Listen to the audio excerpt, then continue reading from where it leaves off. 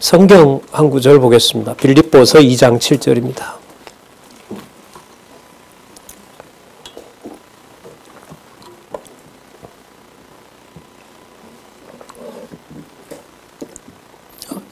빌립보서 2장 6절입니다. 죄송합니다. 제가 읽겠습니다.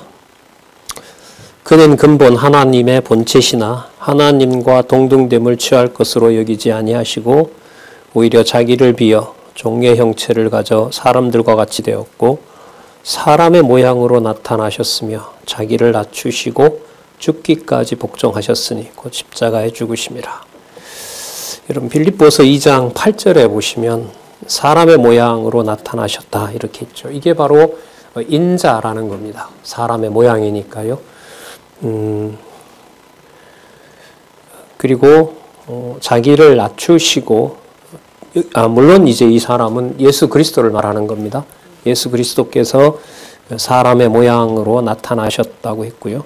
그 다음에 나타나셔서 자기를 낮추시고 또 죽기까지 복종하셨으니 곧 십자가에 죽으심이라 이렇게 나옵니다.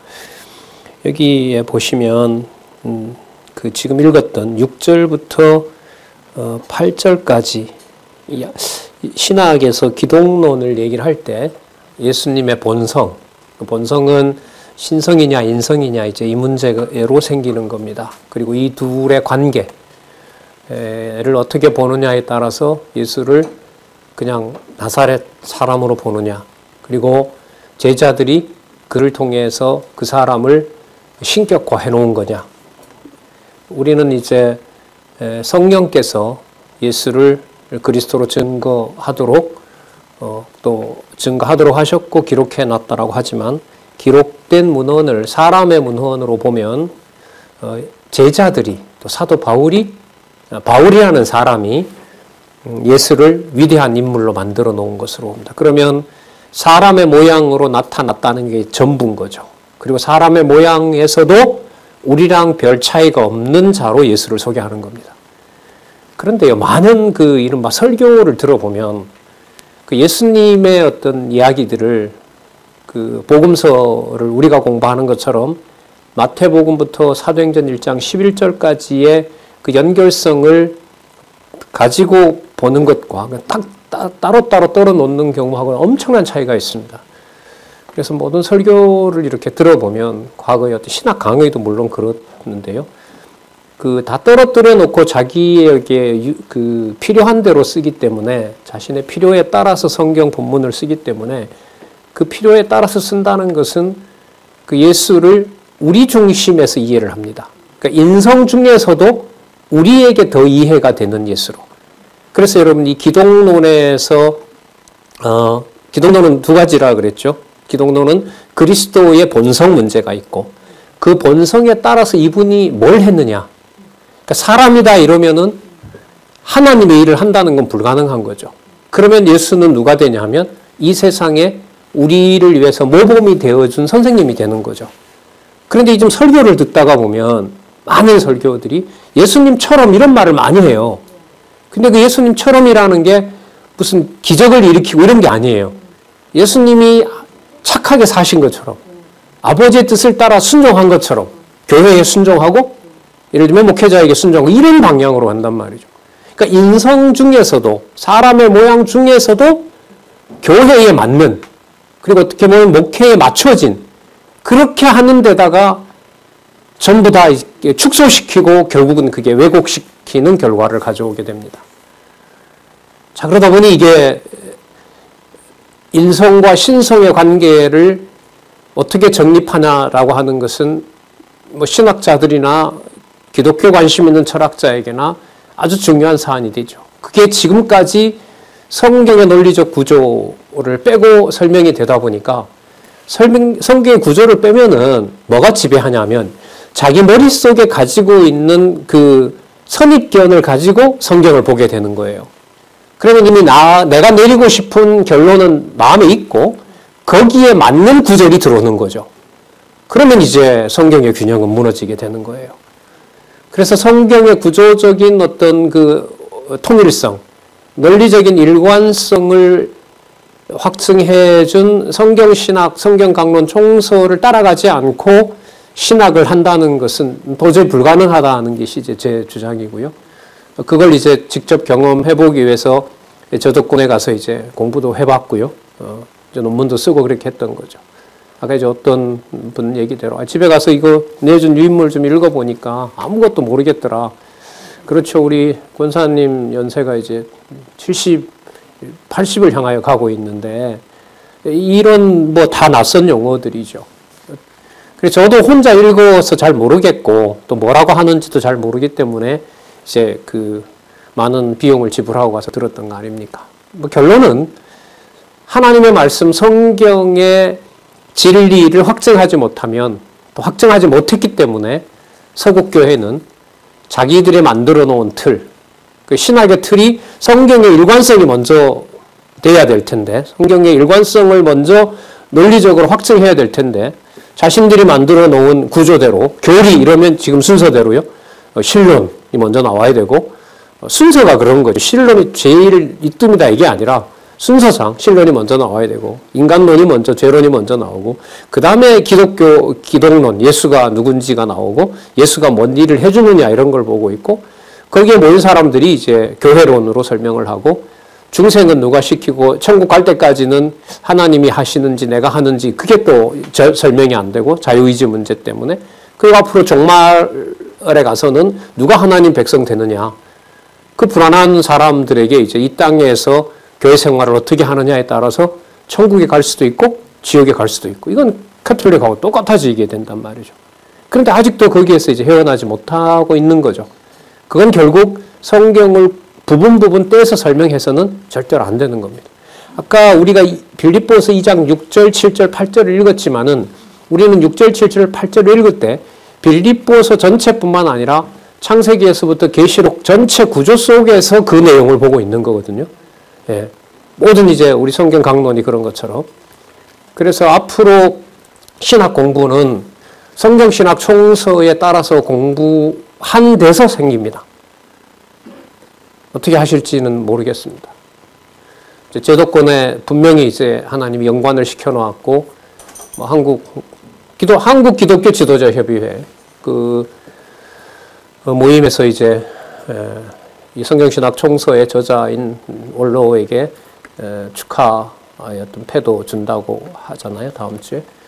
그 모든 일련의 어떤 사건들이 물론 사람의 어떤 그 직위를 높이거나 그 어떤 업적을 찬송하지 않는다는 것을 부각시키려고 하는 건 아니라는 거 여러분들도 뭐 수십 년 들으셨지만은 저희들이 보고 있는 것은 하나님께서 한국교회를 통해서 혹은 또 미주에 있는 대학을 통해서 어떻게 이제 그 일을 해가실 것이냐.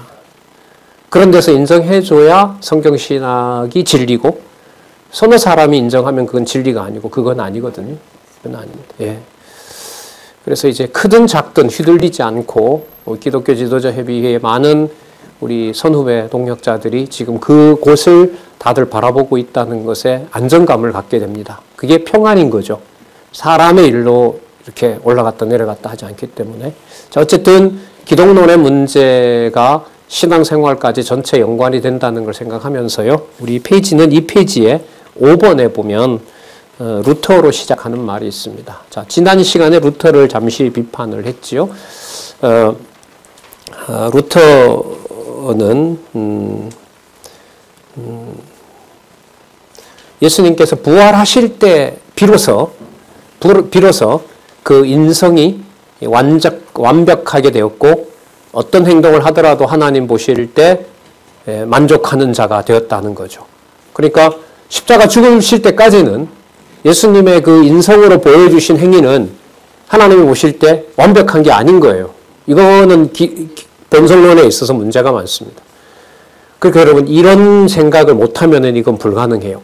마태복음 1장 1절에 아브라함과 다윗의 자손 예수 그리스도라는 내용하고요. 그거는 분명히 아브라함과 다윗의 자손으로 오신 바로 사람의 모습으로 온 그리스도를 얘기하는 거거든요. 그런데 여러분 마가복음 1장 1절에는 예수님을 누구라고 소개하고 있죠? 하나님의 아들 예수 그리스도 복음의 시작이라고 하고 있죠. 그 다음에 요한복음 1장 1절은 뭐라고 하고 있어요? 태초에 말씀이 계시니라. 창조주가 되신다는 분으로 소개하고 있어요.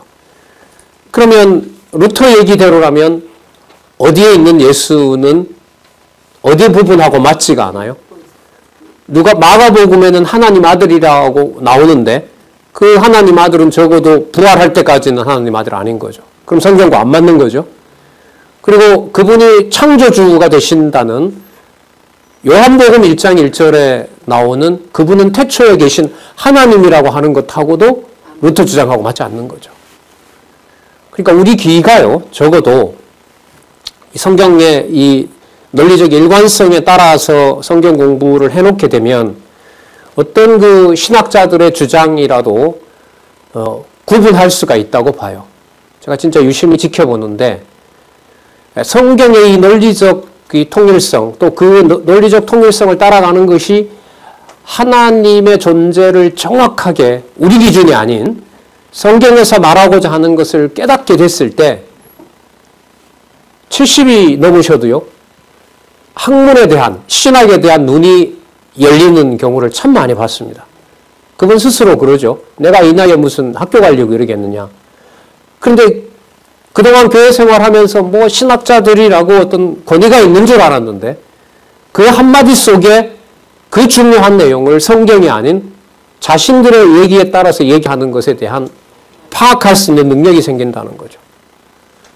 여기에 이제 어떤 학적인 권위를 들이밀 수 있고 이런 게 아닌 거죠. 그 세상에 하기에 너무나 이제 이 주눅이 들다 보니까. 근데 성경을 모르면 주눅이 들어요. 왜요? 그 정보들이 다 이른바 신학적인 고급 정보라고 하니까. 그러나 성경의 내용을 정확하게 알고 그 신학을 보면 저건 아닌데. 그리고 얼마든지 얘기할 수가 있는 거죠. 예. 그래서 우리는 지금 그 실험을 하고 있는 거예요. 예. 인간론에 대해서, 기독론에 대해서, 그리스도의 본성론에 대해서 우리는 지금 공부하고 있다 이렇게 보시면 돼요. 자, 루터의 그런 면을 지난번에 살펴봤고 5번에 보시면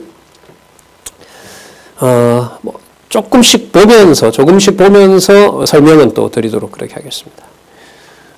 로고스 인격 안에 두 본성의 연합을 말합니다. 연합을 말하는데 지난번에도 이미 얘기했던 것처럼 인성이 신성을 얼마나 가지고 있느냐는 것은 평상시에는 드러나지 않았어요. 드러나지 않았다는 것도 말하고요. 드러나지 않았다는 것도 말하고 이거는 그리스도가 다 드러내지 않았다는 말도 되고요. 또 하나는 감추어 놨다. 쓰지 않았다는 말도 있고요. 하나는 쓸 수 없었다. 왜? 부활을 지나야 이분은 그 몸을 가지고 마음껏 신성을 드러낼 수 있기 때문에 부활할 때까지는 지난번에 우리가 살펴봤던 대로 불완전하기 때문에 쓸 수가 없었다. 근데 이런 예수님의 기록 중에 예수님이 부족했다는 부분이 나와요? 아니에요. 하나님 보실 때는 그가 하는 모든 것은 내 사랑하는 아들이고 기뻐하는 행위가 되는 거예요.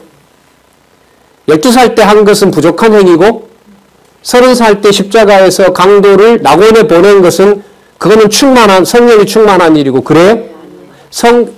성령이 잉태됐을 때는 아무것도 못하는 그냥 핏덩이에 불과한 거고 부활하셨을 때 능력이야말로 진짜 하나님이고 한쪽은 진짜 하나님 아니고 한쪽은 진짜 하나님이고 그럴까요? 근데 이걸 이렇게 말하면은 이제 사람들이 이해가 안 되는 거죠. 그러니까 뭐가 바탕이 돼야 돼요? 마태복음부터 순서대로 기독론을 공부해야 된다는 거예요. 근데 그걸 이 500년 전에 이른바 종교개혁 세대들과 그 이후는 지금부터 500년 전 1세대가 지나면서 100여 년도 지나지 않아 칼빈만 오더라도 성경 강론집을 마태복음, 마가복음 안 쓰고 마태, 마가, 누가를 섞어버린 거죠. 칼빈의 성경 주석이 그렇게 되어 있습니다. 저는 이건 하나님의 섭리라고 봐요. 그러면 마태복음은 마태복음대로 마가복음은 마가복음대로 못 보게 하니까 기독론이 왜곡될 수밖에 없겠죠. 그게 여러분 공간복음으로 마태, 마가, 누가를 이렇게 모아놓은 것이 성경에 대한 연구의 500여 년 동안의 서구 전통이라고 보시면 돼요. 요즘은 뭐 좀 나오긴 하지만은요. 나온다 하더라도 여러분 창세기부터 계시록까지 의미분석 성경 개론 구조대로 나올 수 있을까요? 나온다고 하면 그 역시도 성령께서 하신 일이겠죠. 보고 했던가 아니면 독자적으로 거기 앉아서 하다 보니 성경을 여호와 계시로 봤을 때 모든 구약의 주어가 여호와께서라고 구조를 짠다면은 글쎄요, 저는 의미분석 성경 개론 구조대로 나오지 다른 구조로 나오겠어요? 그래서 그 일이 어딘가에서 일어나고 있을까요? 글쎄 성령께서 그렇게 하진 않으실 것 같아요. 지금 정보통신 혁명시대이기 때문에 반대편에서도 강론집으로 공부하시는 분들이 계시잖아요. 모임 장소, 다른 어떤 교회에서 다 내쫓았기 때문에 맥도날드에서 모인대요. 그래서 지나가면서 맥도날드 교회라고 손가락질 한대요. 왜요? 맥도날드에서 햄버거 먹으면서 모임을 가지니까. 우리는 애들 간식 사줄 때 맥도날드 갔죠. 그분들은 갈 데가 없어서 맥도날드밖에 못 가는 거예요. 의미가 다르죠? 오늘 특식으로 맥도날드 먹자 이거 하고 갈 데가 없어서 햄버거 하나 먹고 밥도 해먹을 수가 없고 왜? 두 사람이 다 들으면 좋은데 부인은 반대하거든. 부인이 반대해요. 대부분. 제가 알고 있는 그 모임은. 6가정인데 한 가정만 두 분이서 같이 공부하고 나머지는 배우기는 배우되 우리한테 부담 주지 마라 이렇게 한대요.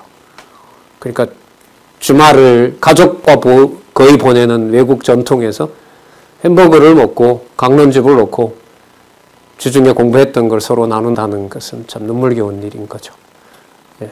그리고 그게 해외 교포사회에서는 뭐 저도 잠시 독일에 있었습니다만 그 동네에서 찍히면 못 갑니다. 아무것도 할 수가 없어요. 아무것도 할 수가 없어요. 아무런 정보도 또 안 줘요. 유리한 정보들이 있거든요. 사람이 살아가는데 얼마나 유익한 정보가 있겠어요. 그래서 제가 과거에 독일에 유학 가니까 누가 그러더라고요. 제일 먼저 교회에 가라고. 왜냐면 거기에 모든 게 다 있다고. 정보, 집어넣는 정보, 그 다음에 유학을 마치고 돌아가면서 남겨놓은 물건 가지고 있는 사람들, 그거 하면 이제 싼값으로 다 할 수 있으니까. 어쨌든요. 예. 여러분, 그 사건, 이러한 사안의 핵심은 뭐죠? 성경을 하나님의 말씀으로 논리적으로 공부해 간다는 게 순서인 거죠. 이걸 지금 서구는 하나님께서 500년 전에 섞어버리겠어요. 마태고 마가고 누가고 그냥 딱 보고 순서대로 예수님이 한 순서, 마태복음에 그때는 그게 시간 순서가 아닌데도 불구하고 그걸 시간 순서로 하고 마가복음에 게 제일 먼저니까 마가복음을 기준으로 마태복음 놓고 누가복음 놓고 이렇게. 거기서 여러분 기독론은 다 이제 그야말로 혼돈스러워지는 거죠. 자, 볼게요. 신학에서 여러분 이런 말들을 씁니다. 한번 머리가 아프시더라도 제가 해설을 해드릴 테니까 한번 읽어볼게요. 성찬에서 로고스의 실제적 임재설을 주장하면서 루터는 승천 후에 비로소 로고스, 그리스도의 인성은 인격성을 초월하여 신성에 스며들어 충만함으로, 이걸 여러분 거기 보면 페리코레시스라 그래요. 이건 신학에서 아주 중요한 용어입니다. 삼위일체 얘기할 때도 서로서로 이렇게 침투한다 이런 얘기를 합니다. 그래서 그 다음에 더 보면 루터는 전지, 편재라는 말은 모든 곳에 다 계신다는 거고요. 전능의 신적 속성들이 인성에 속한다고는 하지만 그렇다고 인성의 속성들을 신성으로 돌리는 것은 주저합니다. 그러면 육의 몸을 입고 부활하기 전까지 그리스도가 했던 일을 루터는 뭘로 본다는 거예요? 사람이 한, 우리와는 좀 더 다른 사람이 한 거지만 하나님의 신성이 충만해서 한 행동이 아니라는 거죠. 여러분 성경에 보면 잉태도 분명히 뭐가 잉태하도록 하게 했댔죠? 성령께서. 성령으로 잉태되었잖아요.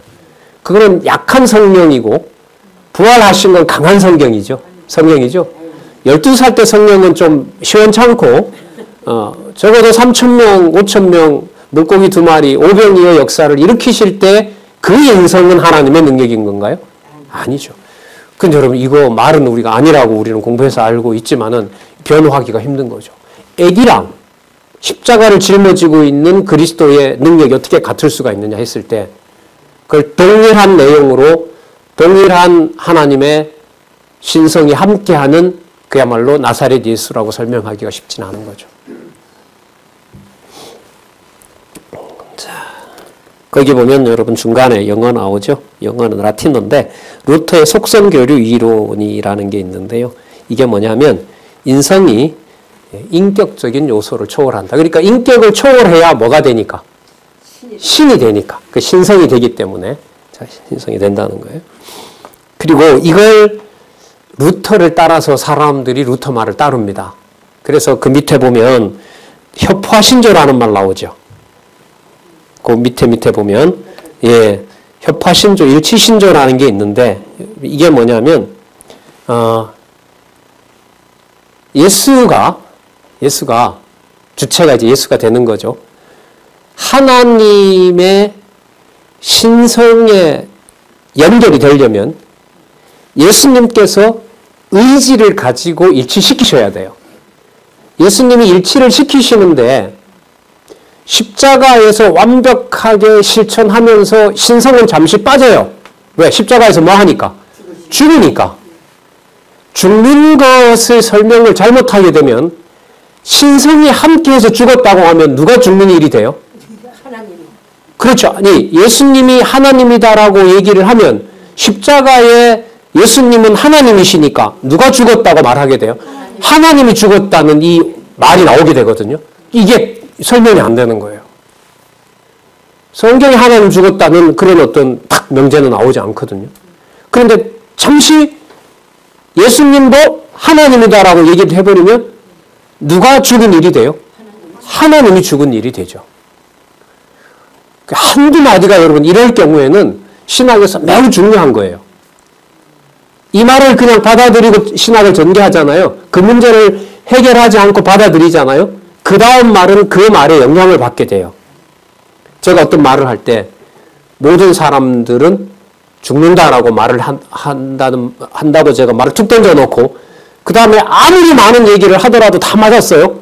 근데 끝에 가서 우리 아이는 안 죽어 이러면 이제까지 한 말이 다 틀리게 돼요. 이게 논리적인 거예요. 그래서 여러분 여기에서 만약에 루터와 루터파의 얘기대로 신성이 그에게 있다면 그리스도가 죽을 때 누구도? 하나님도 죽었다는 말이 나오게 되면 신령까지도 영향을 주게 되고 하나님이 죽었다는 이 명제가 감당이 되질 않는 거죠. 그러면 인성으로만 돌려놓으면 십자가에 달려 돌아가신 것은 예수님께서 당신이 의지를 가지고 노력해서 달려 죽었다고 해야 하나님이 보실 때 아버지께 복종을 예수님 스스로가 잘한 게 돼요. 그럼 이렇게 해서 예수님이 스스로 잘한 거라고 얘기를 하면 예수님 속에는 신성은 또 들어오질 않아요. 들어오지 않아요. 인성을 가진 예수님께서 아버지의 뜻에 순종하기 위해서 그냥 노력하는 거죠. 그런데 이렇게 해놔도 문제가 되는 게 예수 그리스도는 잉태 때부터 뭐가 충만했어요? 성령이 충만했는데 자기 의지를 가지고 노력했기 때문에 하나님의 신성이 내려왔다. 이런 것도 말이 안 되는 거예요. 그럼 보세요. 아까는 신성이 함께 했다고 하면 누가 죽어야 되고 신성이 함께 해서 그리스도가 여전히 하나님의 아들이고 신성이 충만했다고 하면 십자가에 죽을 때 누구도 죽었다는 말을 해야 되고 하나님도 죽었다고 해야 되는 거죠. 적어도 여러분 그러면 하나님은 부활하실 때까지 3일 동안은 하나님은 뭐 했어요? 죽었던 거죠. 안 계시는 게 아니라 죽어버린 거죠. 이건 감당이 안 되는 거죠. 그런데 그러면 예수님의 인성을 그러면 강조해요. 그것은 그리스도가 잘 참았고 그리스도가 거기서 견뎌내셨고 인성이 있었는지 없었는지 정확하지는 않지만 어쨌든 자기가 노력을 들였다라고 하면 그 말 속에는 하나님의 신성이 충만했다는 얘기는 점점 강화될까요? 약화될까요? 약화되는 거죠. 그게 여러분 어려운 문제잖아요, 이게. 그 뭘 말할 수도 없고 뭘 말할 수도 없어요. 신성이다라고도 말할 수가 없고 인성이다라고도 말할 수가 없는 거죠. 인성이라고 말해버리면 신성이 없어지는 거고 신성을 넣어서 생각하면 죽을 때 누구도 죽은 거고 예수님이 죽은 것은 누가 죽은 거예요? 적어도 3일 동안은 하나님은 죽은 게 돼요. 여러분 이게 신학입니다. 그럼 이 문제를 성경신학적으로 마태복음에서부터 요한복음 적어도 사도행전 1장 11절까지를 통해서 신성과 인성이 양성이라고 그럽니다. 두 가지 성질이니까 양성이 정확하게 일치한다라고 하는 것을 성경신학에서 주장을 하려면 성경신학의 바탕을 두고 마태복음에서부터 사도행전 1장 11절 사이에서 그 성경적 근거를 다 끌어내야 되고, 두 번째, 끌어낸 그 증거가 문제를 제기하는 사람들의 대안이 되려면 그것들을 다 설명할 수 있을 때 성경신학적인 기독론이 되는 거예요. 여러분, 꼭 증명을 해야 의미분석 성경 개론의 바탕을 둔 성경 강론집이 성경의 권위를 세우는데 확증적이다라고 할 수 있는 것은 아니에요. 제도적으로 그거 확증해야만. 하지만 여러분 보시는 것처럼 해결해야 될 문제, 이런 질문들이 있단 말이죠. 이런 문제에 따라서 이제 더 살펴보겠지만은 이제 여기에서 이제 이단들이 나오는 거예요. 한쪽만 강조해서는 안 될 일이거든요. 자, 5번의 두 번째 단락을 볼게요. 자, 루터 이후 루터주의자는 두 본성의 페리코레시스의 관계에서 전지, 편재, 전능의 신성은 인성의 상호 침투 내지 상호 충만하게 된다. 여러분, 아까 분리시켜 놓고는 또 말이 안 되는 거예요. 그러니까 뭐도 말해야 되고 뭐도 말해야 돼. 우리 지난번 신론 배울 때 니케아 신조 봤잖아요. 예수님은 참 하나님이고 참 신이다. 이게 나왔었단 말이에요. 그럼 그게 어떻게 되냐라는 말은 아까 우리가 살펴봤지만은 서로 관계를 시킬 수가 없어요. 어렵단 말이죠.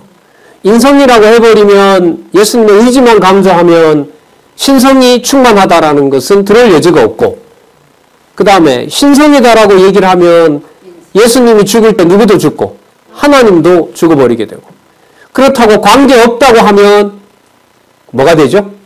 요한 2서에 나오는 대로 적그리스도가 돼요. 적그리스도가 뭐인 거죠?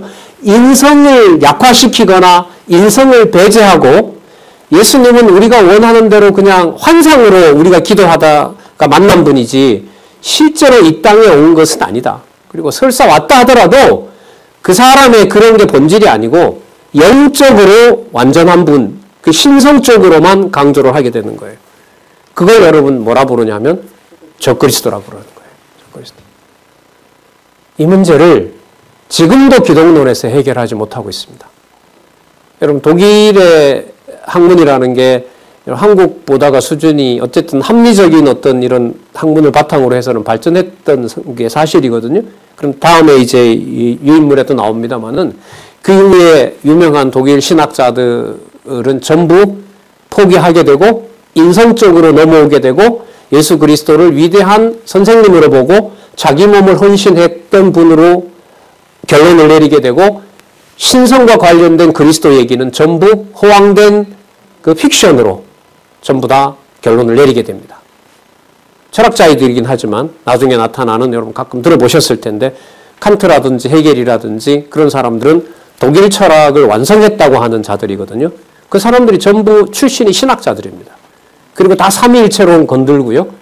칸트 같은 자들은 결국은 성경은 사람들의 생각하는 이성의 기준에 의해서 합리적인 것으로 분류가 되는 것만 믿어야 된다라는 걸로 결국은 얘기를 해버렸고요. 그래서 구약이다 뭐다 이런 걸 다 빼버리고 독일 신학은 나사렛 예수, 이 땅에 온 예수에게만 몰입을 하게 되는 거죠. 그리고 그 예수는 누구에게나 신이 될 수 있는 가능성을 열어준 그야말로 훌륭한 그 신의, 이때 신도 우리가 말하는 하나님은 아니에요. 신성에 도달할 수 있는 가능성을 열어준 선생님으로. 그래서 여러분 혹시 알버트 슈바이처라고 아세요, 여러분? 노벨 평화상 받은 사람. 저기 티니지에 가서 평생 그 의사로서 가난한 사람들을 돕고자 했던 그 슈바이처의 그 출발은 그 사람이 신학자입니다. 그 사람 쓴 논문이 뭐냐면 이런 자유주의의 영향을 받아서 예수를 인성에다가만 초점을 맞추는 거죠. 신성은 빼고. 그래서 예수님이 잘못한 게 뭐가 있냐면 너무 자기도 힘들고 백성들도 힘들다 보니까 사람들한테 내가 곧 온다. 하나님이 곧 심판하러 온다라는 말을 너무 힘들기 때문에 발설할 수밖에 없었고, 곧 온다고 했는데 결국 아직도 안 오고 있기 때문에 그럴 때 예수님의 정신 상태는 너무나 위협에 처해서 속히 온다라는 말을 할 수밖에 없었다.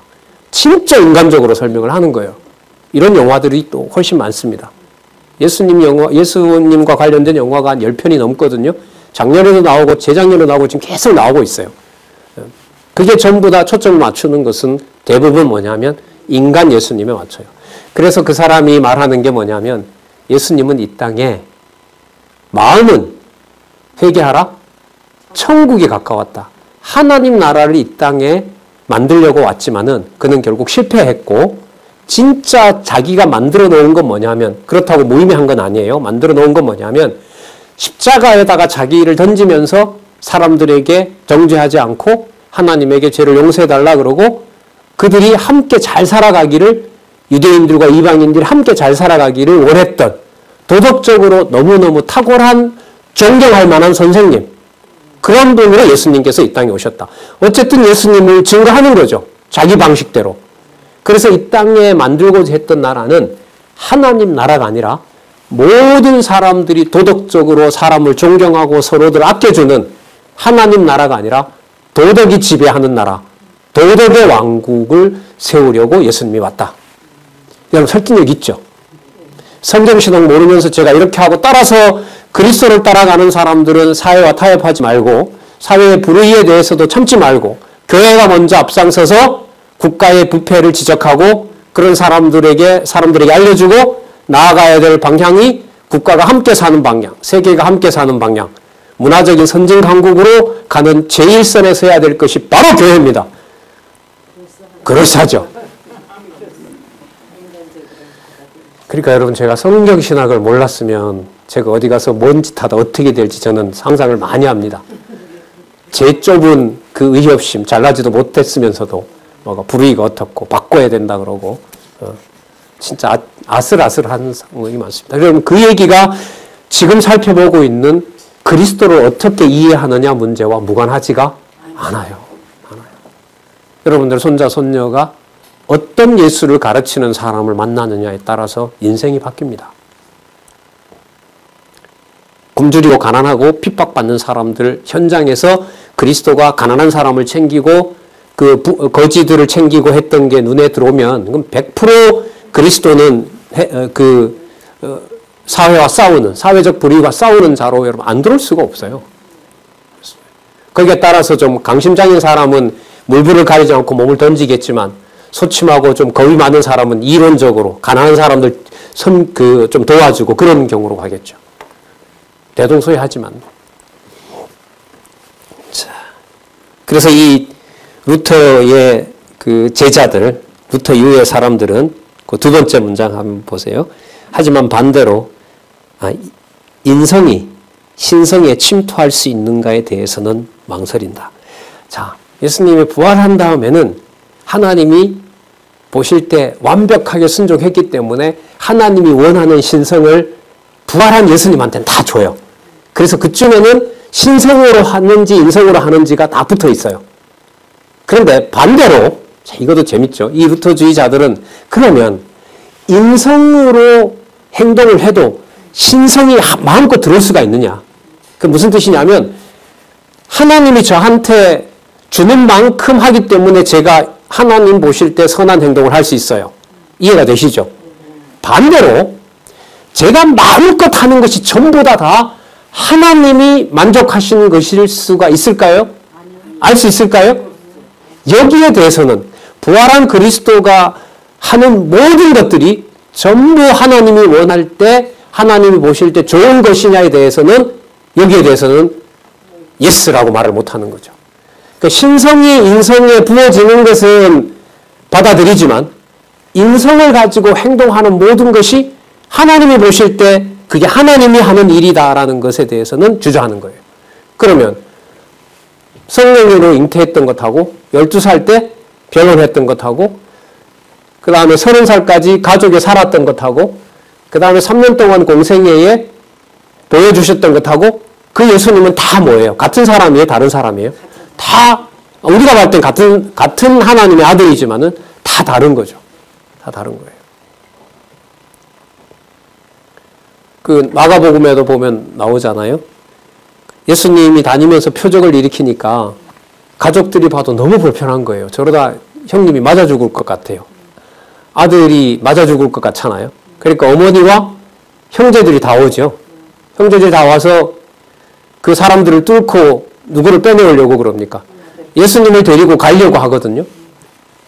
그러면 여러분, 그 행동으로 본다면은 예수님의 가족들은 그 행동을 하는 예수님을 자기네들의 형으로 알고 있고 그냥 다른 사람으로서 좀 기이한 행동을 하는 분으로 보지, 그를 누구의 아들 혹은 누구라고?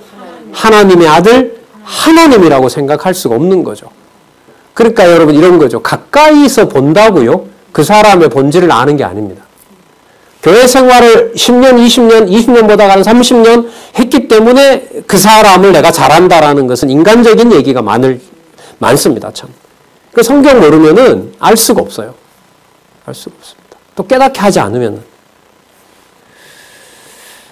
자, 그러니까 이런 문제들을 말 한마디에 복음서 전체가 바르게 들어오느냐, 왜곡돼서 들어오느냐, 이런 문제하고 연결이 돼요. 그래서 신학적인 것들의 애매모호한 말들은 앞으로 이제 같이 공부하고 같이 이렇게 논문을 쓰고 하는 사람들이 등장했을 때 선명하게 만들어놔. 이 말은 안 된다.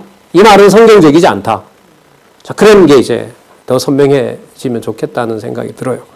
자, 그럼 그 가로를 한번 볼게요. 이거는 이제 의문을 제기해 놓은 건데, 부활하신 그리스도의 경우 그 속성을 인성이 신성에게 침투한 것인지, 신성이 인성에 침투한 것인지 설명할 때 두 속성의 분리와 통합은 가능한가?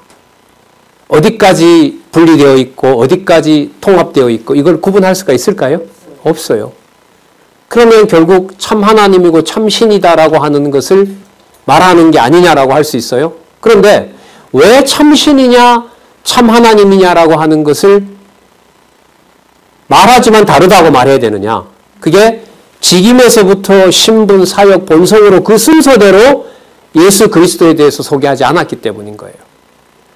여러분, 마태복음의 예수 그리스도는 마가복음에 있는 예수 그리스도와 같은 인물입니까? 다른 인물입니까? 같죠. 같죠. 근데 뭐가 다릅니까? 마태복음에 기록하게 하신 목적과 신성과 인성을 통일한 목적과 마가복음에서 신성과 인성을 통일하도록 한 기록 목적이 다른 거예요. 그럼 어느 것은 신성과 인성이 분리되어 있고 요한복음은 신성과 인성이 통일되어 있고 이게 아닙니다. 신성과 인성의 통일은 마태복음에도 나타나 있고 마가복음에도 나타나 있고 누가복음에도 나타나 있고 요한복음에도 나타나 있다. 그럼 이제 질문할 거 아니에요. 사람들이 반박한단 말이에요. 근데 그 내용이 다 같이 않지 않느냐. 거기에 바로 대답이 있다. 신성과 인성이 일치할 때 마태복음은 어디에다가? 직임에다 맞춘다. 그 성경 구조가. 맞추었기 때문에 이제 제가 강조하는 거잖아요. 맞추었기 때문에 직임이기 때문에 그분은 인간의 아들이 아니라 누구의 아들이다? 하나님의 아들이라는 신분 내용이 마가복음 1장 1절에 시작할 수밖에 없다. 그분이 하나님의 아들로서 낮아질 수 있는 능력을 가진 분이기 때문에 아버지가 보실 때 진짜 높은 유일한 피조물이다. 인간의 이 몸을 가진. 거기에도 역시 뭐와 뭐가 분리가 되지 않을까요? 인성과 신성이 분리가 되지 않는 거죠. 요한복음은 진짜 더 분리되지 않게 하시는 거죠. 요한복음 1장 1절요. 2절요. 태초에 말씀이 계시니라. 그 말씀이 하나님과 함께 계셨고, 자, 여기는 분리입니다. 함께라고 하니까. 그 다음에 무슨 글 나오죠? 함께 계셨고, 곧 하나님이라. 여기는 분리예요, 분리 아니에요? 분리가 아니죠. 분리가 아니에요. 그러면 그게 그리스도라는 이름 속에 전부 다 통일되어 있다는 거죠. 그래서 요한복음 1장 2절에 왜 태초에 로고스를 얘기하면서 하나님과 같이 떴다고도 하지만 하나님과 곧이라고 일치도 시키느냐.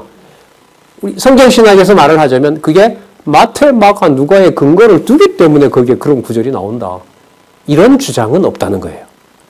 500여 년 동안. 섞어놨는데 이걸 어떻게 찾아내요? 공관복음에서 나의 요한복음은 넣지 않죠. 왜? 너무 안 맞거든. 마태, 마가, 누가는 그래도 이 세상에 있었던 예수님을 상세하게 기록한 것 같은데 요한복음에 보면 전혀 다른 내용들이 많단 말이죠. 그러니까 공관복음으로 묶으려고 하다가 요한복음은 뺀 거예요. 뭐라고 해서 뺐느냐? 요한이 오래 살다 보니까 헬라 철학의 영향을 많이 받아서 그렇다. 그러니까 요한은 빼라. 진짜 자기네들 중심으로 이렇게. 성경 권위라는 게 얼마나 중요해요. 성경 신학을 통해서 그 순서 그대로 페이지 떨어뜨리지 않고 1페이지에서부터 9882페이지 가는 그것은 거듭 확인을 하고 그 어떤 비밀을 계시의 깊은 차원까지 그 구조를 따라가야만 공부할 수 있다는 것이 지금 강조를 드리는 겁니다. 자, 사실 이 루터파를 통해서요, 개혁신학이, 그렇다고 여러분, 개혁파 신학은 칼빈을 따르는 혹은 칼빈주의자들은 뭐 특별한 뭔가를 내지는 않았어요. 주장만 하는 거죠. 뭐와 뭐가 일치한다? 신성과 인성은 일치한다. 그럼 어떻게 돼서 그러냐? 그러면 다른 이론에 다 허점이 생기는 말을 할 수밖에 없어요. 자, 6번 볼게요. 루터파는 그리스도의 십자가 비하 사건에서 십자가 사건으로 낮아지잖아요. 속성 교류를 적용하면 난감한 상황이 발생한다고 한다. 왜냐하면 이제 아까 말씀드렸던 거죠. 신성이신 예수께서 죽을 때 예수께서 신성이기 때문에 아버지 하나님도 뭐예요? 죽었다고 말해야 되거든. 예수님은 하나님이시다, 신성이시다, 신성을 충만한 분이다. 따라서 그분이 죽었다는 말은 누구도 죽었다. 하나님도 죽었다. 여러분 손자가 이런 딱 어디 참 이런 아주 날카로운 명제를 가지고 할머니 예수님이 하나님 맞아. 그럼 하나님 맞지. 그럼 예수님 돌아가실 때 하나님도 죽은 거예요? 이야 답답해지죠? 답답해지죠? 이거예요. 그런 면에서 여러분 이단들이 그 사람을 무너뜨릴 때 자기네들 중심으로 성경을 보게 하기 전에 뭘 물어요? 대답할 수 없는 거.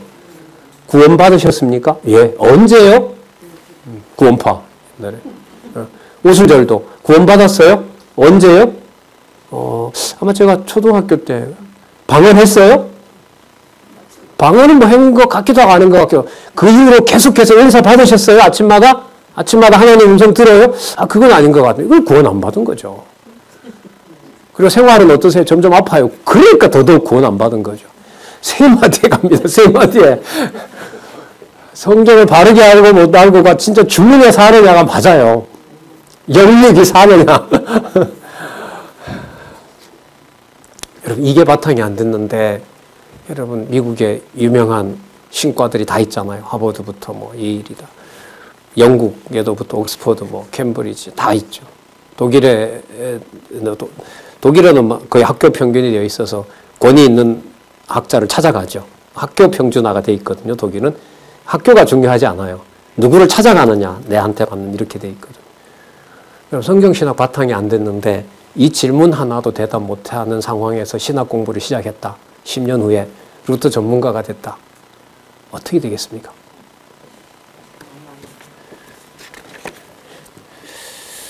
자, 볼게요. 조금 전에 말씀드린 거니까요. 좀 더 읽어볼게요. 세 번째 주제 루터파인 기센 학파는 뭐 이름들은 여러분 모르셔도 돼요.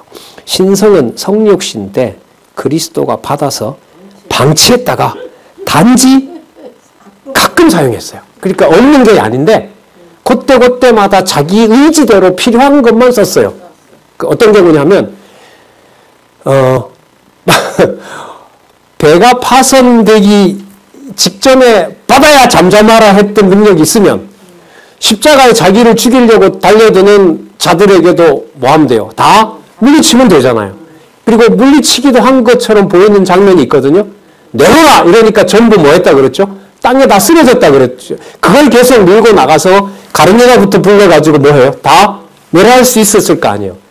그러니까 그럴 때는 신의 능력을 썼고, 여러분 이게 맞는지 아닌가 보세요.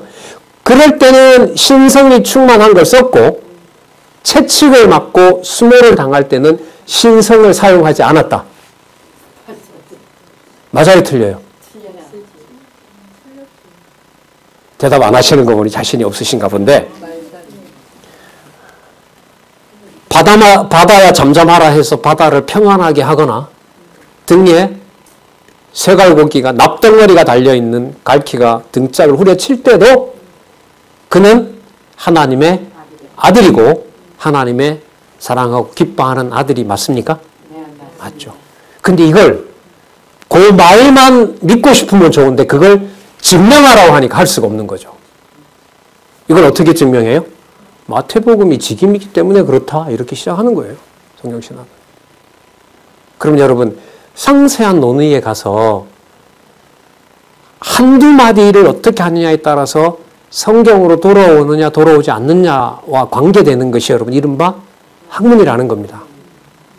다른 99가지가 다 사람들한테 예스 예스 해도 한마디가 어떻게 결론을 냈느냐에 따라서 성경으로 가느냐 성경을 왜곡하느냐 이게 여러분 신학 공부가 가지고 있는 의미이기도 하고 위험성이기도 한 거예요.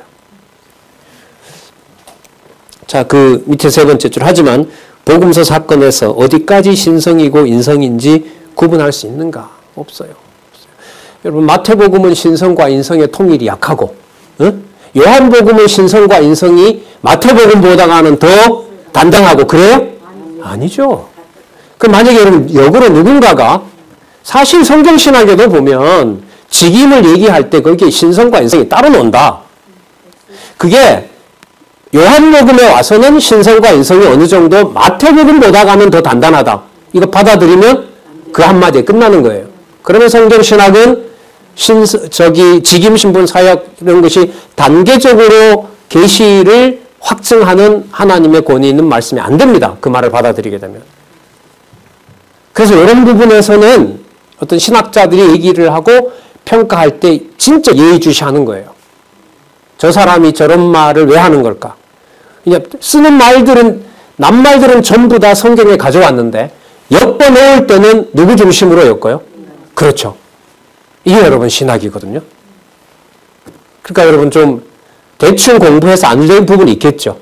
그거 모른다고 내가 신앙생활 하는 데는 문제가 없을 수도 있지만 나는 저희들의 자녀들이 누군가를 만나서 한두 마디에 성경신학을 헌시자처럼 버릴 수 있는 위험성으로 감안을 하면 좀 인간적인 얘기인지는 몰라도 남의 일이라고 할 수는 없겠죠.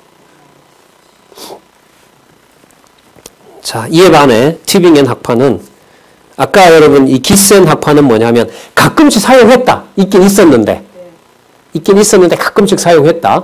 자, 그 다음에 이 튜빙겐 학파는 항상 있었는데 숨겨놓았거나 은밀하게 사용했다. 은밀하게 사용했다는 거예요. 숨겨놓은 게 아니라 차이는 별로 없어요. 하지만 중요한 것은 인성과 신성은 마태복음에서부터 사도행전 1장 11절까지 완벽하게 통일을 이루는 것은 아니다. 루터 이후의 사람들은. 자, 좀 설명을 자세하게 하니까 여러분 진도는 안 나가는데요. 여러분 우리에게 진도는 중요한 건 사실 아닙니다. 이 기독론 하나가 결국은 이제 신론까지는 그렇다 쳐요. 왜 그렇다 치냐면 하나님은 한 분이시면서 삼위를 가지고 있다. 이것은 좀 관념적인 면이 강해요. 그런데 기독론 이렇게 되면 2000년 전에 온 구체적인 인물이 있단 말이죠. 여러분 하나님은 눈에 안 보이잖아요. 근데 나사렛 예수는 기록에 의하면 대부분 부인을 안 해요. 2000년 전에 이 땅에 온 사람이 맞으니까. 그러면 거기에서부터는 구체적으로 이 예수 그리스도를 나사렛 예수를 어떻게 설명하느냐에 대해서 사람들이 관심을 갖게 되죠. 예. 그가 신이라고 하는 것과 그가 단지 인간이라고 하는 것에는 이제 흡격한 차이가 나게 되는 겁니다. 7번 내용은 여러분 이게 이제 루터파가 통일되지 않는 이 아까 속성의 교류라 그랬죠. 인성과 신성이 일치된 것이 아니라 가끔씩 썼고 그럼 가끔씩 안 쓸 때는 예수님은 신성이라는 걸까요? 아닌 걸까요? 아니라는 거죠. 십자가에 적어도 맞아서 무능력하게 죽는 과정에서는 신성을 안 쓴 거예요. 하지만 이건 마가복음에 낮아지는 능력을 가진 분이고 자기를 완벽한 순종을 통해서 아버지께 복종한 경우로 보면 그것은 사람의 능력이 아니에요. 성령이 충만했기 때문에 아버지께 완벽하게 순종할 수 있는 거예요. 그래서 그건 우리가 따라갈 수 있는 모범이라고 말하면 안 돼요. 예수님처럼 낮아지세요. 이게 통상으로 되어 있잖아요. 근데 여러분 마가복음은 아니거든요. 장로님, 권사님이 되셔서 그 정도는 본이 되어야죠. 이 말 하죠. 누구처럼? 예수님처럼. 네. 말은 안 해도 그런 게 속에서 끌어오르죠. 저부터도. 한 30년 공부했으면 이 정도는 해줘야 되질 않나. 정신 나간 소리입니다. 그게 여러분 모르더라도 루터파가 말하는 인성과 신성의 통일을 부정하거나 모호하게 만드는 그 입장 속에 들어가 있는 거죠.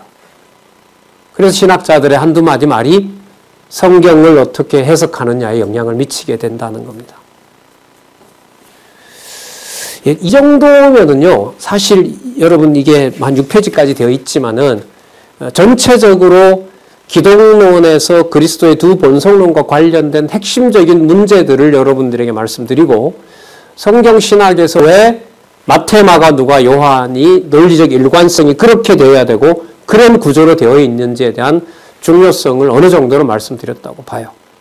다음 내용들은 이제 루터파가 아닌 그러면 이 개혁파 신학자들은 어떻게 얘기를 했느냐, 어떻게 보려고 했느냐, 해결하지 못합니다. 이 문제도. 성경을 다 붙여놨는데 어떻게 해결을 해요? 할 수가 없어요. 그런 과정들을 우리가 이제 좀 살펴보고 또 비판하고 그런 과정을 우리가 따라갈 겁니다. 그 7번에는요, 잠시 설명을 해드리면, 7번 같은 경우에는 그 개혁파 신학의 두 본성론에 대한 얘기들이 나타나고요. 그리고 8번은 이제 무너집니다.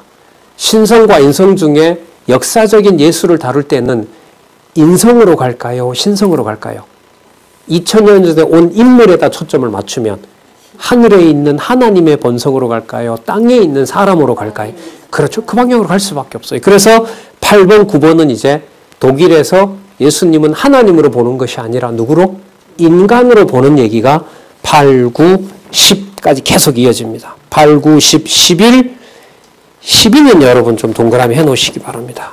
12는 요즘 가장 인기가 있는 예수님의 그 순종하는 것에 대한 그 강조를 하는 이른바 케노시스 이론이라고 하는데, 제가 아까 읽었던 본문 있죠?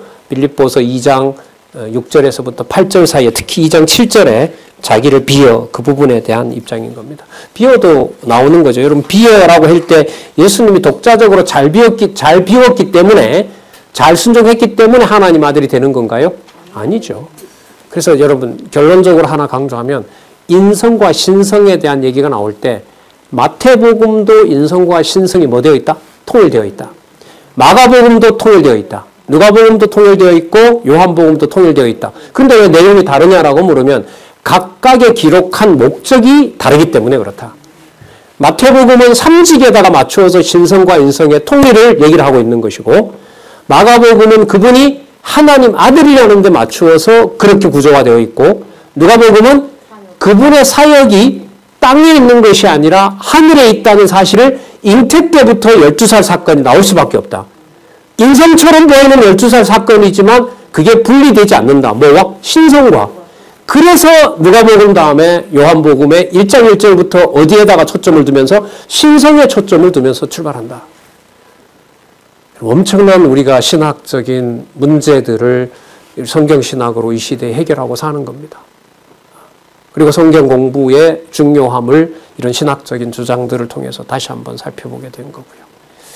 예, 그런 방향으로 좀 앞부분에 여러 가지 말씀을 드렸기 때문에 한두 가지 더 하고 이제 그 다음 주제인 예수님의 그 사역과 관련된 속죄론과 관련해서 앞으로 계속 그렇게 갈 겁니다. 자료는 준비되는 대로 올려놓았고요. 책을 준비하신 분들이 좀 있는 것 같아요. 그분들은 첫 페이지서부터 읽으시고요.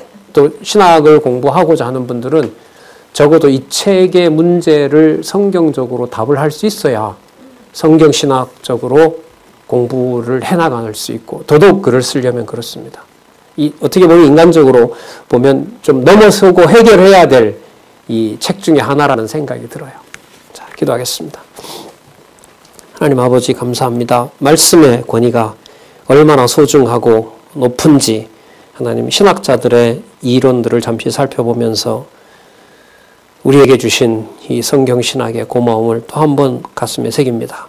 하나님 아버지, 아는 것으로 교만하지 말게 하여 주시고 하나님의 아들로서 창세전 하나님의 놀라운 비밀을 성경신학으로 확인해 주시는 하나님의 살아계신 능력에 더욱 많은 관심을 가질 수 있도록 우리를 인도해 주시옵소서. 예수님의 이름으로 기도드렸습니다. 아멘.